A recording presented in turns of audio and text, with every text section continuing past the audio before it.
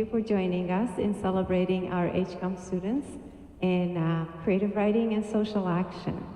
It's very meaningful to see your support as our students try to bring their original creative work into the community and share it. My name is Ava Homa, and I've had the honor and privilege of leading these young, talented minds into sharing their poetry, essays, and short fiction with us. Without further ado, I invite our first speakers to please come in. Thank you so much for coming, everybody. Hello, my name is Giovanni Cruz, and I will read you 3 poems today. The first one is called Fathers. The time has long passed. Efforts made were few and weak. Do I truly miss you? Next one is called Understanding. We knew each other, but didn't understand. The words we said, only the actions ever meant the most. Your hugs always warm, an oven of love. Language didn't matter. We laughed together, we created together, we existed together. Language failed in connecting us, but we connected. And that bond endures through time, a constant reminder that you were here. We didn't understand, but felt understood. So always remember understanding Olivia. Last one is titled Instability. War-torn countries and learned helplessness. One disaster after the next, rising due to incompetence. No one to stop them as our homes implode, tearing at itself, at others' urge, a cheap and terrible code. War started for the smallest reasons that affect us all in consequence, but they care not for our concerns, and they only wish for the prominence. Disaster of man-made hands is on the horizon, ever closer. The clock strikes down, unwitting, but we go on knowing and sober. So many threats, so little time, but hope can keep us alive. Hope that we will rise anew, that the storms will pass and we will thrive, and that no one will leave us deprived. Thank you so much. Hello, my name is Jack Devins, and I am reading 2 poems today. The first one is titled Time. There are 24 hours in a day. 8 of those are meant for healthy sleep. The rest of the 16 can be spent however you choose, except for the other 8 hours spent at your 9 to 5, because nothing in this life is free. So a person has 8 whole hours for themselves, to spend a whole third of the day on whatever a person's heart desires. As long as another hour or 2 is spent making sure your chores are done, maybe another 2 to make sure you had the proper amount of food to eat. Oh wait, family needs help taking care of something for a while. During all of this, you need to be traveling some indeterminate amount of miles per hour. Well, that seems to be all 24. But there's so much to do. Family and friends have events planned, work needs people there for more hours. The car broke down. A rough cough is getting worse.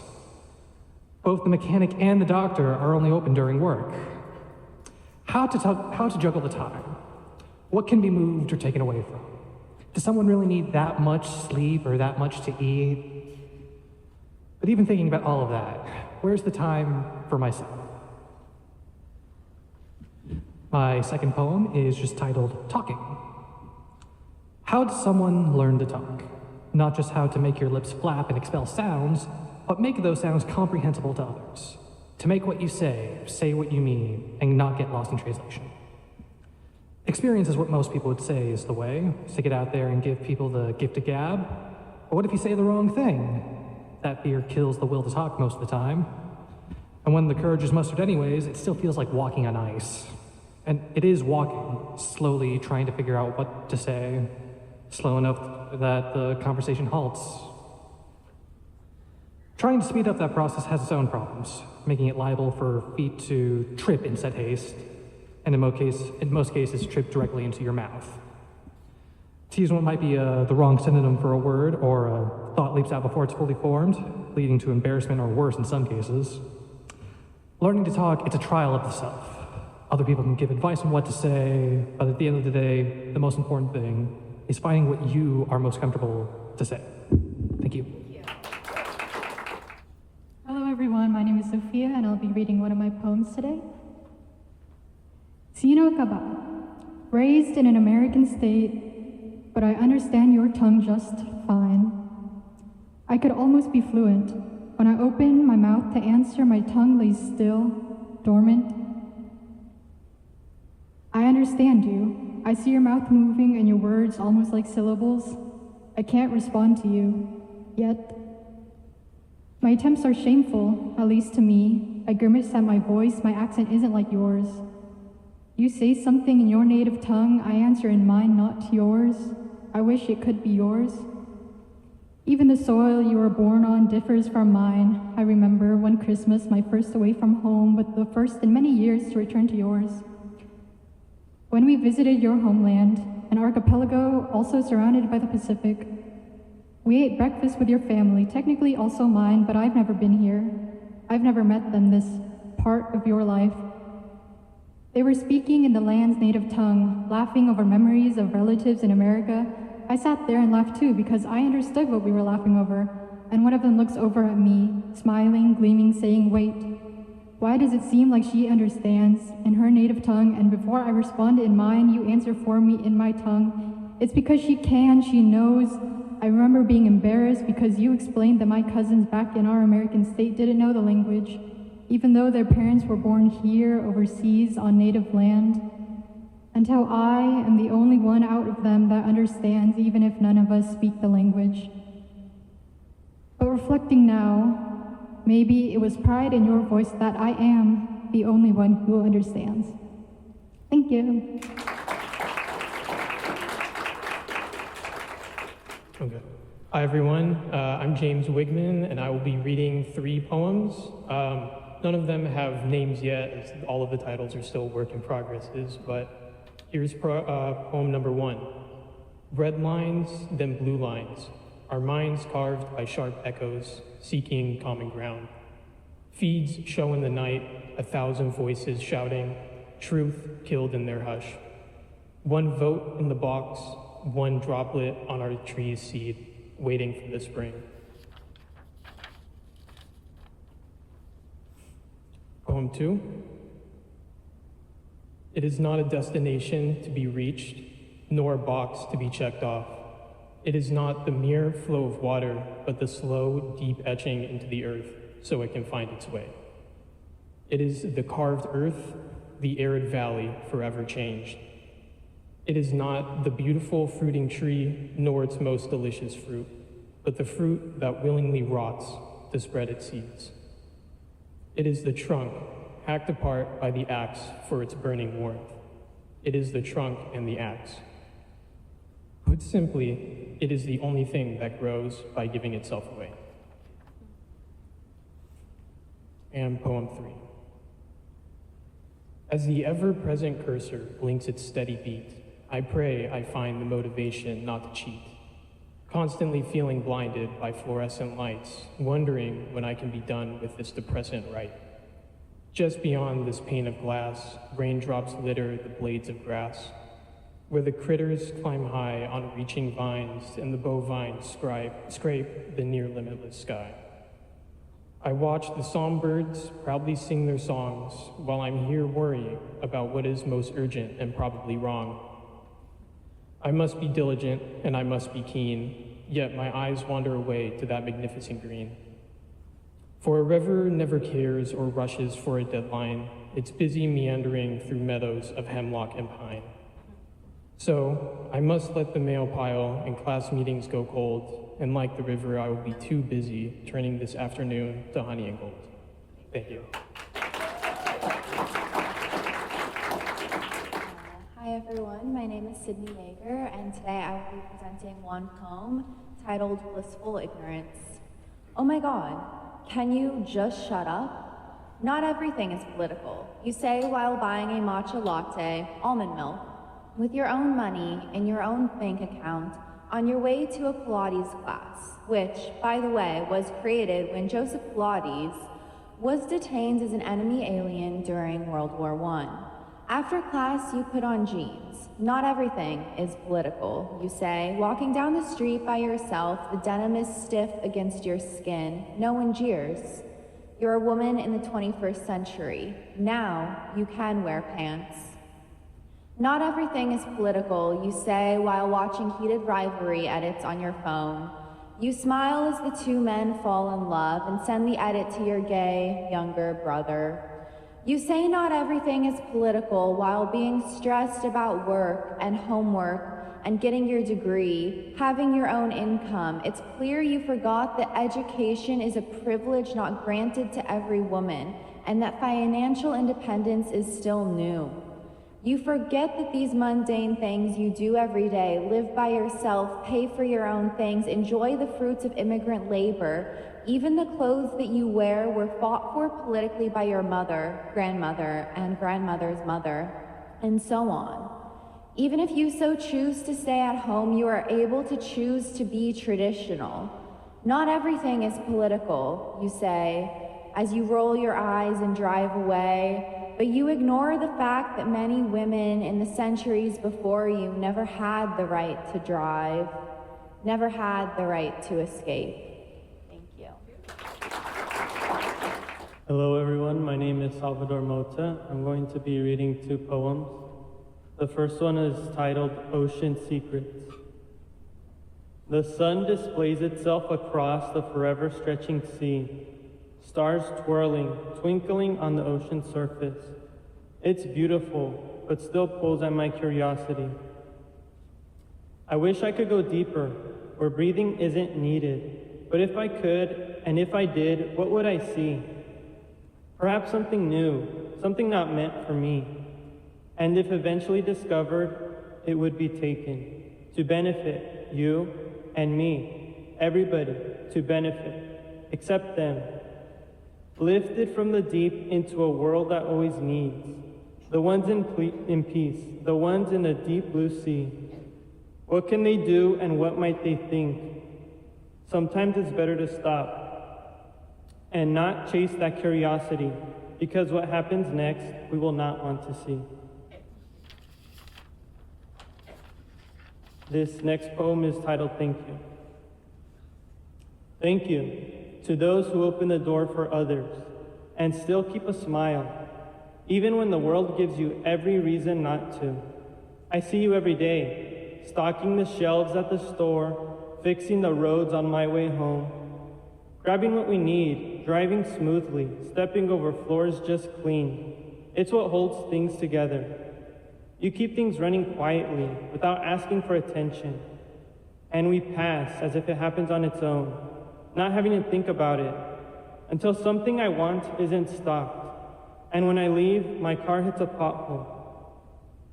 Now I feel your effect. How could I be so blind, moving through your work without ever seeing your hands? You never receive the proper appreciation, making our lives much easier without hesitation. So once again, to everyone who supports their community, thank you. Hello, my name is Paige Parker, and today I will be reading 3 poems, Daisy, Love, and Earring. I will start with the first. Daisy, dart from earth, as does the gopher, swiping over grass to gasp at air through breaks of sand. Quick as wing beat of little brown birds ascent into sky. Stand bright, pale star petals and lightning strike eye. Keep your ground. Guard against the odds.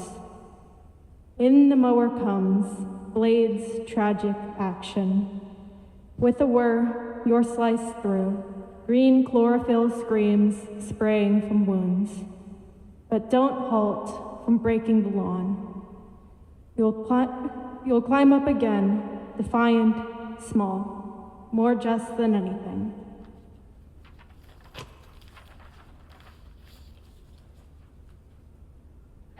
Love cracks her open, ribs outward plied, sees her shape, innards eyed. Is this rot, soured red meat, or mushy old fruit, bruised up and beat? Or is it a crane, fresh and small, folded up sweet, held like a doll. She cannot see, eyes skyward blind, lover's sweet frame, haloed and kind. Torn open, she's holy.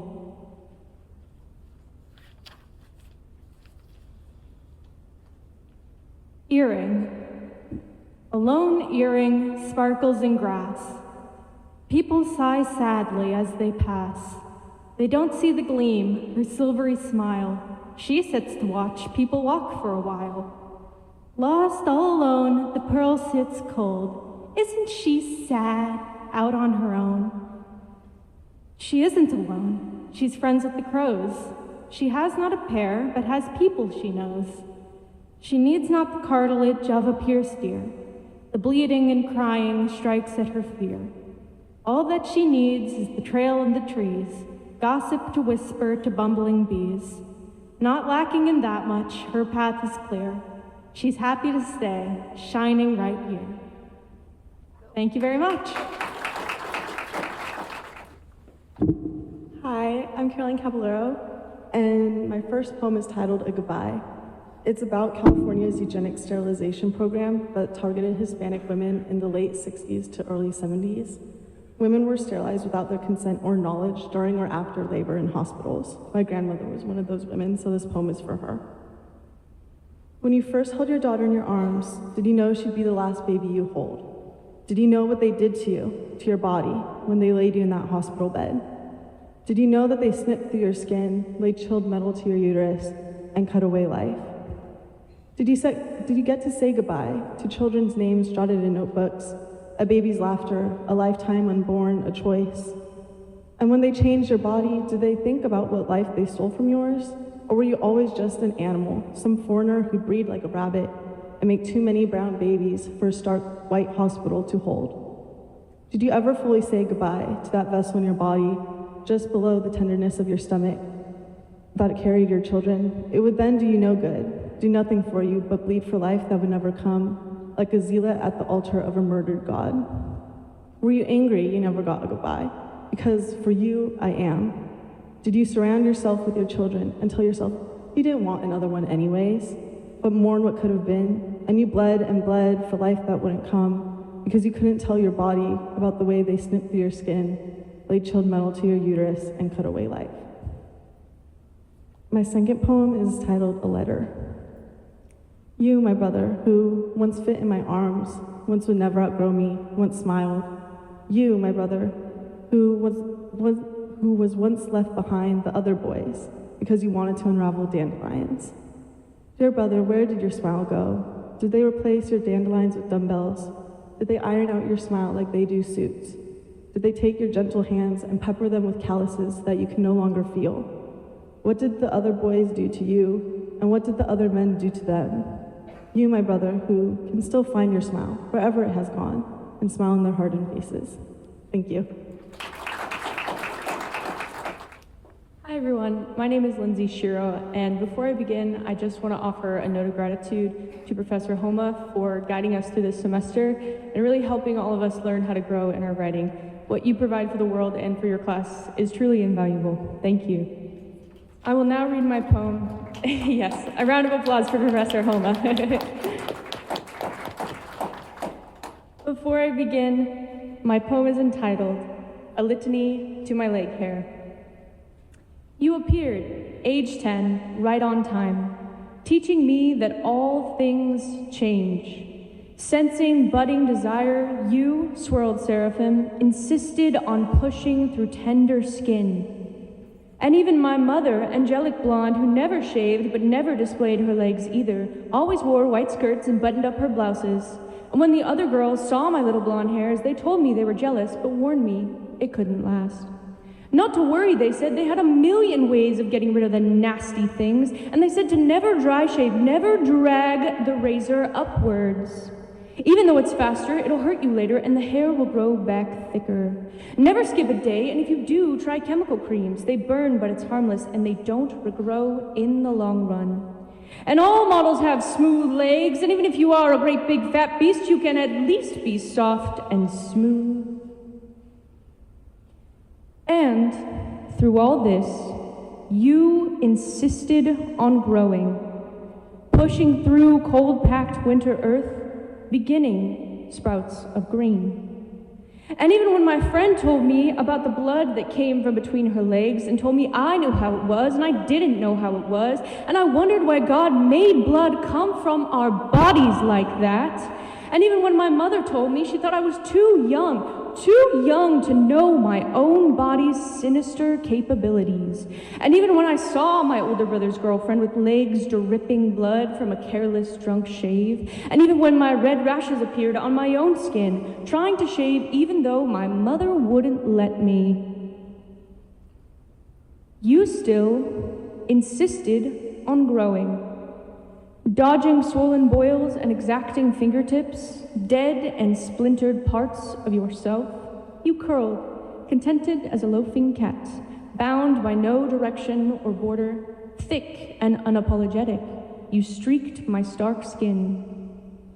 And even when I look for you in hopeful shadows on other girls' legs and find bare glimmers in your place, and even when I think of my 10-year-old body with jealousy for its innocence and its pinkness and its spotlessness and its baby blonde hairs, and even when I saw the long white hairs grow on my grandmother's wrinkled chin like an affectionate badge of wisdom, and she asked me to shave them even though no one would ever see.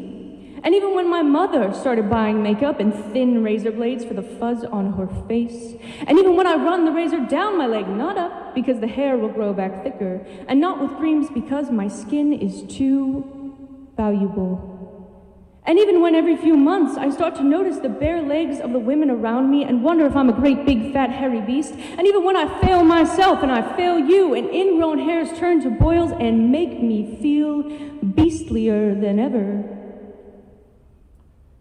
even then, your resilience tells me that growth is always political to you and I. Thank you.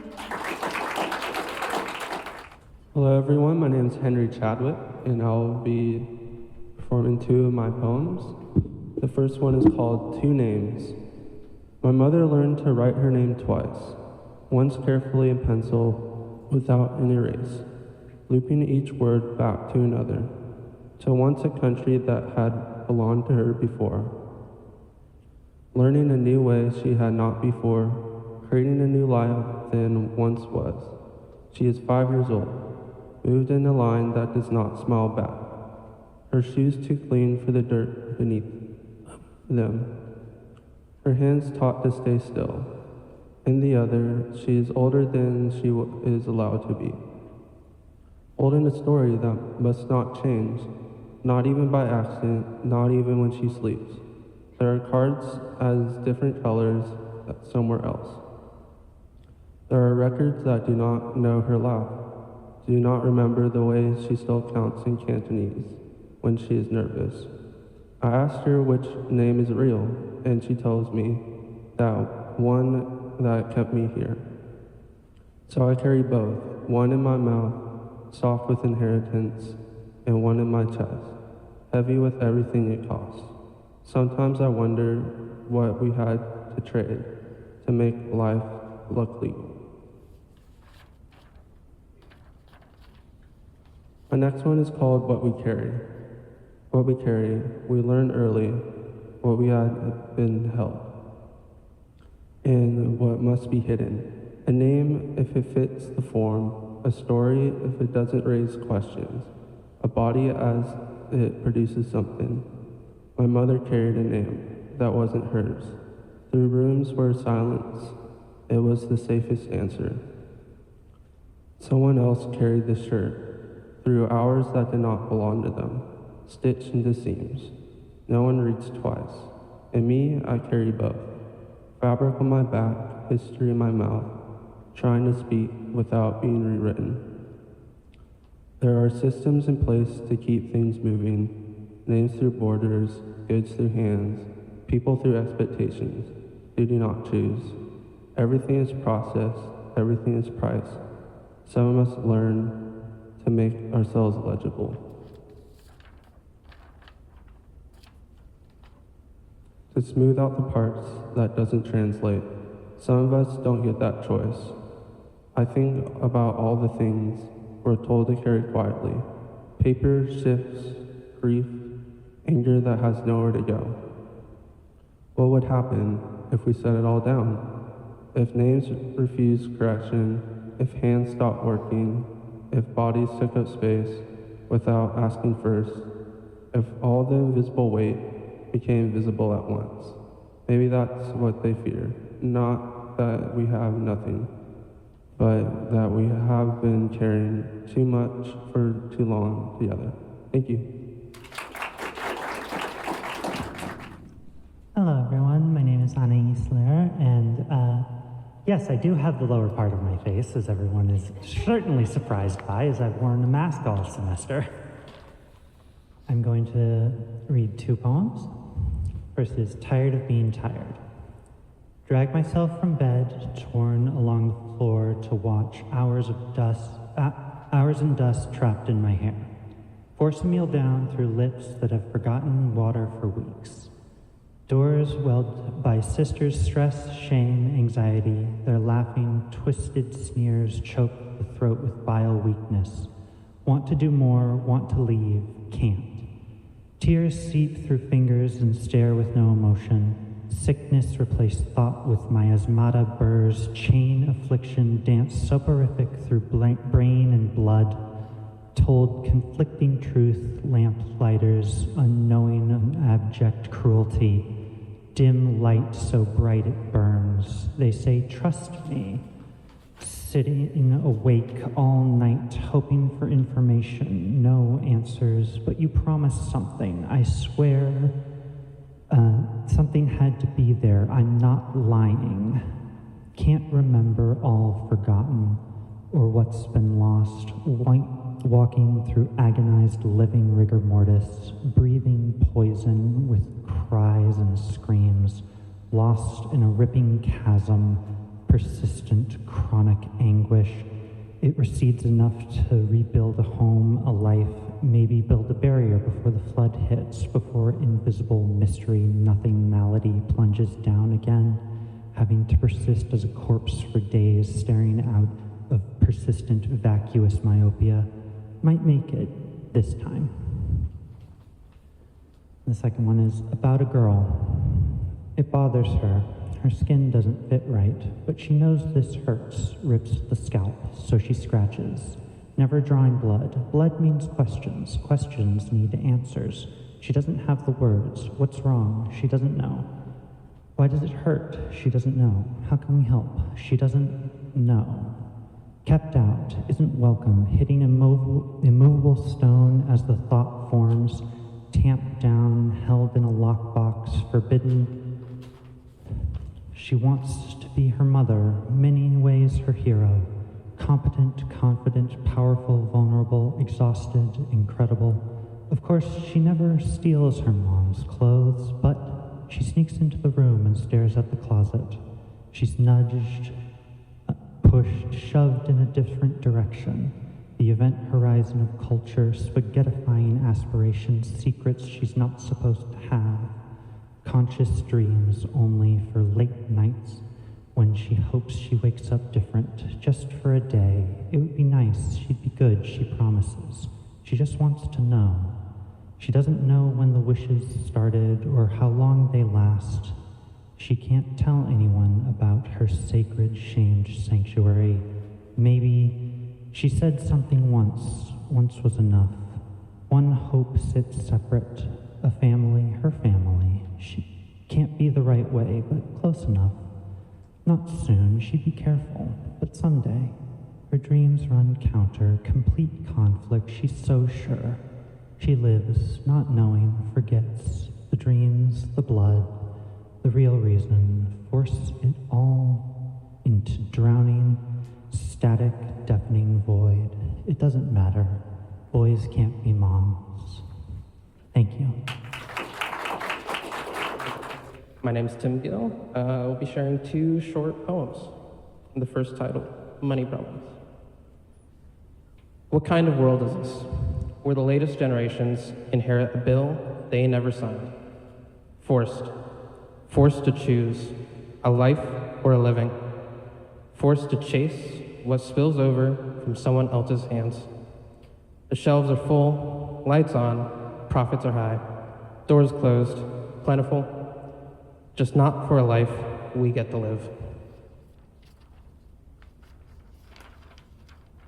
Second, entry level. Simple title. Entry level. So the listing goes. It's like a door half open, but never shows.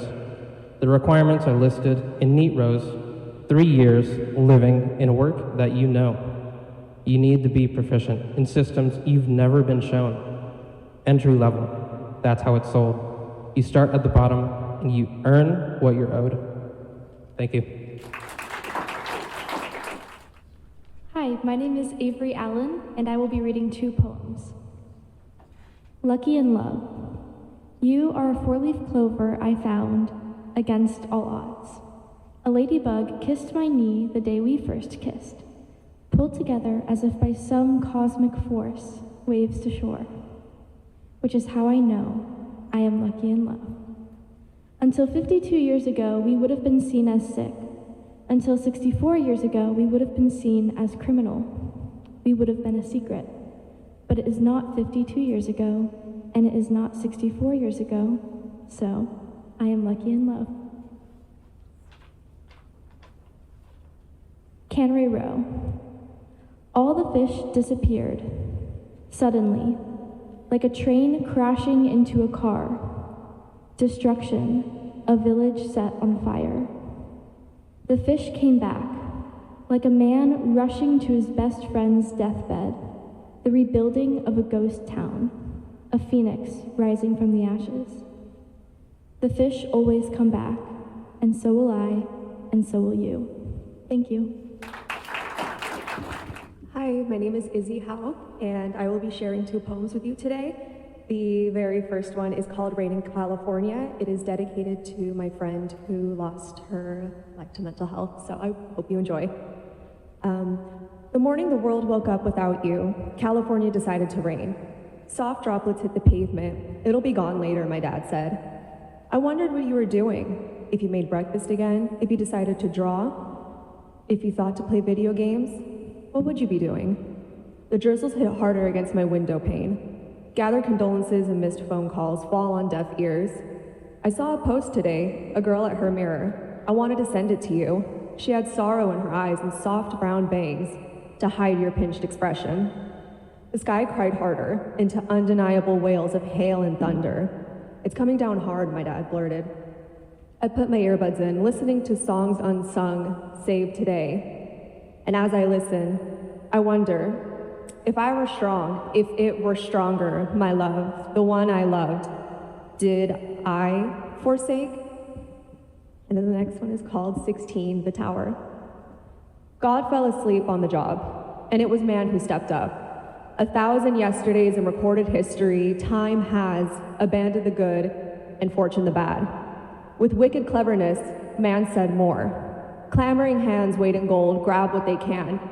Sheep are stripped of their wool, pink flesh imprinted by fire, fathers torn, mothers wasted, children stripped away.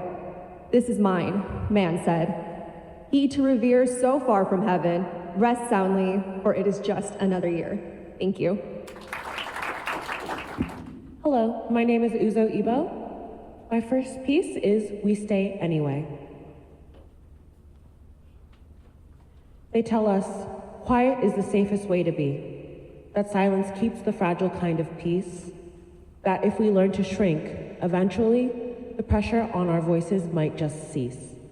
They say, don't make a scene, don't make it worse. Don't turn discomfort into something loud, as if the weight we carry isn't first, a thing that's always pressing through the crowd. We learn to bend our language into shape, to sand down edges, make ourselves more small, to leave behind the parts we can't translate, and act like we never split at all. But something in us doesn't disappear. It waits, it watches, learns the room by heart, and measures who is welcome speaking here, and who must carefully perform their part. And then, one day, with no grand cue in sight, a voice breaks through, uneven, but still clear. Not louder than the silence, just more right. the kind of sound that makes you start to hear. It isn't perfect, it might shake or stall. It might not say exactly what it means, but still it stands, it does not shrink at all. And suddenly, the space between us leans. Because one voice is rarely just one voice. It carries others waiting underneath. It opens up the possibility of choice, of speaking past the edge of what is safe. And maybe that's the shift we're meant to see, not power crashing down in one loud wave, but something quieter, the choice to be, fully present in a space that won't behave. So we stay anyway. We take up space. We speak even when speaking feels too much. We let our names exist in their own space, unsoftened by the fear of losing touch. Because the world has asked us to be less, to fold ourselves into what can hold. But staying fully, loudly, can confess, a truth no silence has the strength to mold. No neutral rooms. There are no neutral rooms. Even here, classrooms humming with fluorescent light. Whiteboards stained with yesterday's lesson. Desks worn smooth where hands have rested. Power sits somewhere in the corners, quiet, not gone. Power lives within the small things. Who speaks first? Whose voice carries past the second sentence? Whose words are written down and whose are left to fade like dry marker on the board? Who is called articulate as if it were unexpected to hear any voice at all, untimid? There are no neutral rooms. Not in meetings, in courtrooms, in so-called safe spaces. There are no neutral rooms. We pretend neutrality is fairness and that silence is peace, but silence often settles like dust, thin, almost invisible, until it coats everything. So what if we stop pretending? What if we notice the weight in the walls, the way the silence settles, the way certain voices seem to carry longer than others, and then slowly, unevenly, we begin to rearrange. Not all at once, not perfectly, but just enough that there is a shift, just slightly, in who is heard when the room goes quiet.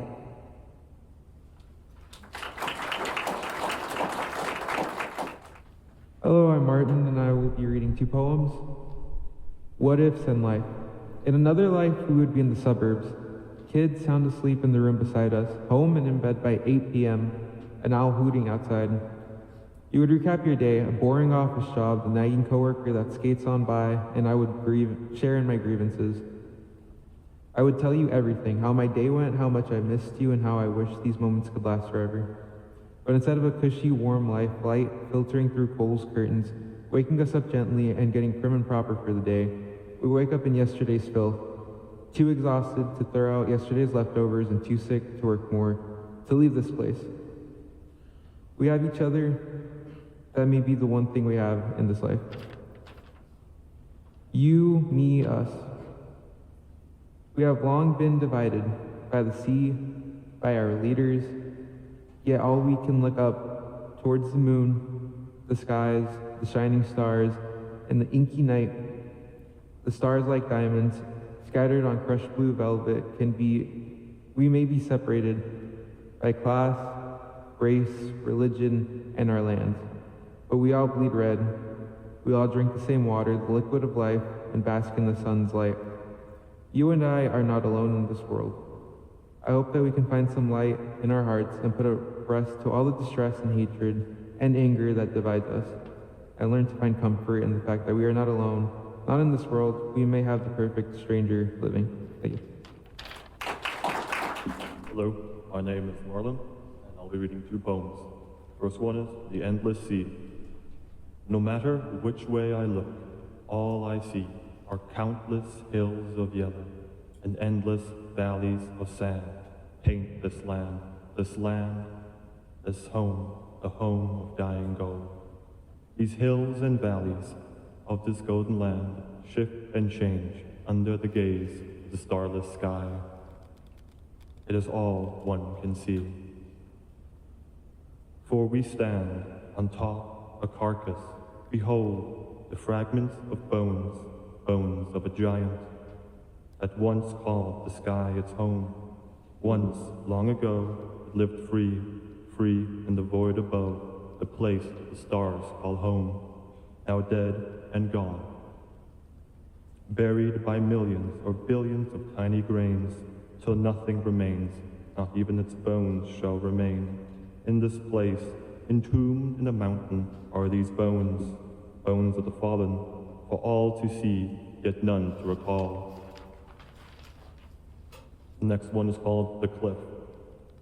Here we are, again, time after time after time. We say we'll change, that today is a new day, yet that day was yesterday. Or was it last year? I can't tell. I don't know anymore. Ha! Am I going mad? I can't tell. Yet this I know. I want to change.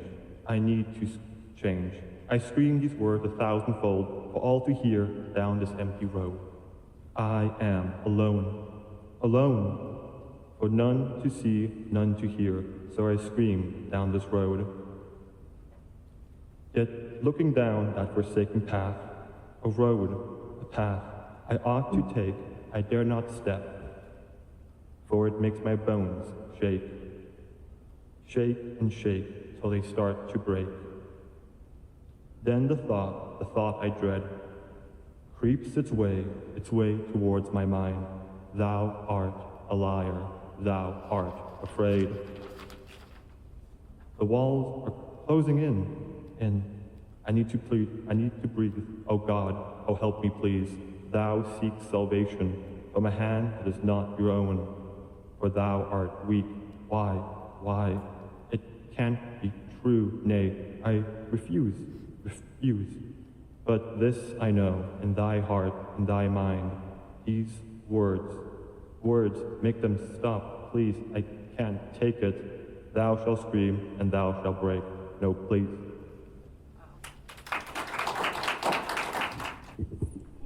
Hi everyone, I'm Isabella Vieira, and my first poem is Haunted by Flames. She had dreams about a burning house. Her thoughts were stuck inside, trying to climb their way out. Through the smoke, her lonely heart frays. Forged in fire, her partner stays. It turns out, memories hidden always turn up ablaze. Screams and shouts find her every time she lays. The burning house haunting her for the rest of her days. My second poem is going to be Red Bottoms. Red bottoms stained her feet, shoes adored by many, but enjoyed by few. The status symbol grips your neck till you can't breathe. You are unable to look away. Click, click, click. That is all you hear. She is on her way.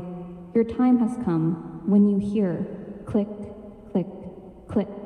Your time is done. She has come for you. And when she leaves, the last thing you will ever see are her red bottoms walking away. Click, click, click. Thank you. Hi, my name is Devin Ellis, and this is my poem Amherst, 1886 or 2023, and it is an homage to the poet Emily Dickinson. The spring before last, or perhaps the spring before, my love and I found ourselves in a new place. 3,197 miles later, we arrived in the arms of a friend from the home we had just left. Days filled with towering marble arches, empty museum frames, witch hunts, hockey games, ballet, and graves at Author's Ridge, stone etchings of Thoreau, Hawthorne, Alcott, and Emerson, and more books and memories than could fit in our luggage home. A nearly missed train and a sketchy bus later, we landed in what we called Emily Land. Amherst, Massachusetts, home of my love's love, a dead poet. We walked the halls, mauve floral wallpaper insulating us, room after room strung together by black stanzas and lines along the walls. Bedroom, hall, greenhouse, bedroom, library. The home itself was a complete poem. The walls held the poet's words in her own handwriting, elliptical and bird-like, scrawl broken only by her signature M- door frames, slant rhyme sconces. In Emily's bedroom, a writing desk, a fixture so rare for a woman in her time, rarer her view. Above the desk, a window sat, through which the poet could see into the bedroom of the home opposite. The poet's dearest friend married the poet's own brother. The house through this window was theirs. When viewed from a specific angle, sunlight illuminated the worn wood on the desk, revealing soft grooves of scrawled words from letters sent and sent and sent. Pages and pages of poetry and affection tell all the truth but tell it slant. The mailbox of the home through the window steadily overflowed. When the tour met its close, we continued down a path, around a corner or three, done with the compass. Unspectacular in its splendor, the granite's low and leaves, a graveyard in the middle of nowhere. Nowhere to me, home to those who lie beneath soil and root, a narrow fellow in the grass. Together, fingers entwined, we stood surrounded by unknown names, the names mere letters to us, but to somebody else, the letters they never wanted to see marked in stone. Sky loosened its tired grip on the storm clouds, granite grew darker, drops splashing on their heads, one stone, a head unseeable, covered with earth and life, again poetry quoted her.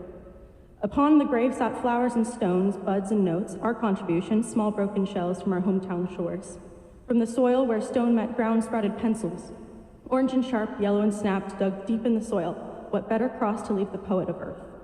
The rain came more adamantly then, pouring on our scarf-coated shoulders, our mittened fingers as they rubbed each other's knuckles. Backs now turned to the stone, flushed cheeks turned to the wall behind. Rolling hills and daisies among them, Dickinson, arising from the center of a white flower. We stood unspoken, it went known. We felt seen by her unseen self. Sensibilities have since expanded, our minds opened in the years since her grave was marked, yet we found a home in the grooves of her desk, two feminine forms at home in the carved wild nights. Our community, my love and I, to live in a life where interlocked fingers is a debate, not a crime, existing as this other, once sick thing. This once sinful thing is no death sentence for me, to others it is, and yet hate follows in the animal tracks that our shape of love leads. Our history, wrought with suffering, is a garden. Often this vivid history feels foreign to me, an unwelcome stranger, this late bloomer, but here pencils bud from soil and shells bloom from stone, the poet a fixture in this history. How could we, mitten thumbs brushing in a garden of stone and life, ever feel like queerness didn't belong to us, when lavender, carnations, pink and green spring around us? I'm nobody, who are you? The mural whispered to us. Together we stood, looking between the poet framed between us and each other, rain-wet eyes, tired knees, muddied boots, yet light and equally nobody, and there's a pair of us. Thank you. Hello everyone, my name is Seraphin, and today I'll be sharing a poem about immigration detention centers. The poem is called Wrapped in Foil. Bodies wrapped in light, folded edges crackling like the spread of names. Hands tucked inside, behind bars kept inside. They learn to breathe in silence in hope of guidance. Cold lips, cold world, crumble like a nose in distaste.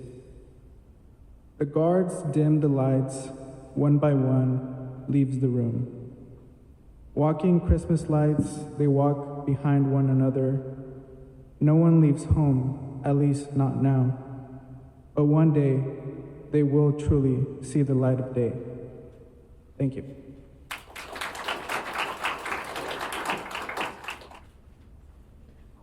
How was that? Inspiring, uplifting. So proud of you all. Thank you so much for reading. Thank you for everyone who showed up to support us. We'll have a little bit of snacks. We'll have outside. We can socialize and mingle and have fun. For that. Yay.